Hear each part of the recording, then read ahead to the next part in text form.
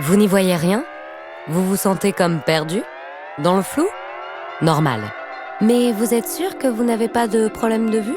Mais non, moi j'ai pas encore de problème de vue. Alors pourquoi réaliser des œuvres d'art aux formes évanescentes? Et si le flou artistique nous aidait à y voir plus clair?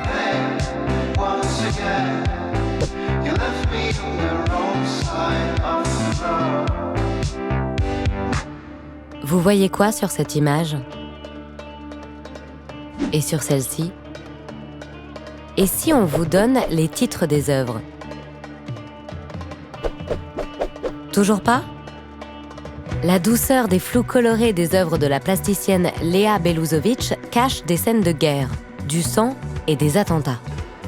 En s'appuyant sur des photos de presse ultra nettes, qu'elle recadre et agrandit, Léa dessine au crayon de couleur des œuvres entièrement floues.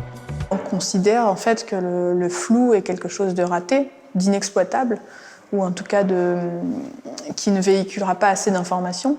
Au contraire, j'assume complètement d'aller vers quelque chose de flou et même parfois de très très abstrait. Et c'est vrai qu'on ne discerne pas grand-chose, d'autant que Léa refuse de montrer l'image qui l'a inspirée. Résultat, l'artiste nous laisse seuls imaginer l'horreur. Si la télé et les réseaux sociaux ont recours au flou pour cacher aux spectateurs un contenu jugé sensible, Léa ne cherche pas à soustraire nos yeux à la violence pour la contrôler ou la nier. Le flou amène une évanescence, quelque chose aussi peut-être qui fait entrer l'œil dans la contemplation. Il y a quelque chose d'éthique avec le flou. Bien plus qu'un simple effet technique, les flous de Léa seraient signifiants. Ils permettraient de se perdre dans une réalité crue.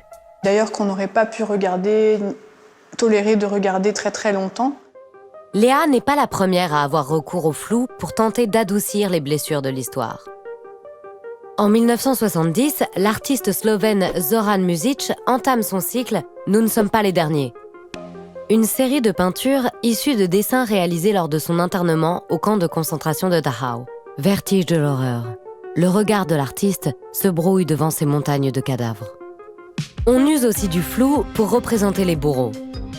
L'artiste allemand Gerhard Richter interroge dès 1965 le lourd passé de l'Allemagne grâce à ses photobuilders.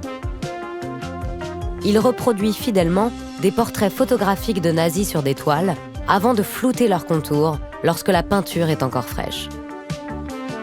Et toi, Léa, c'est quoi ton secret? J'utilise le feutre comme support de mes dessins pour ses propriétés isolantes, protectrices et d'absorption. Et c'est lui-même, en fait, c'est le matériau lui-même qui m'entraîne vers le flou. Car à force de frotter la pointe de ses crayons sur la matière dufteuse, Léa abîme le tissu. De près comme de loin, impossible de trouver la bonne distance pour voir net. De très très près, on y voit vraiment la fibre et le travail du pigment, du crayon, du passage, qui est presque agressif d'ailleurs sur cette matière qui peluche.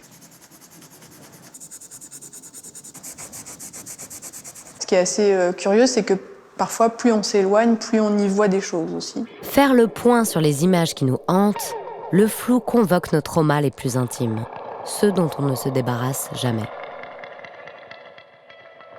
Il y a notamment Boltanski, par exemple, et cette notion qu'il a développée de fantôme. Christian Boltanski est l'artiste de la mémoire et de l'invisible.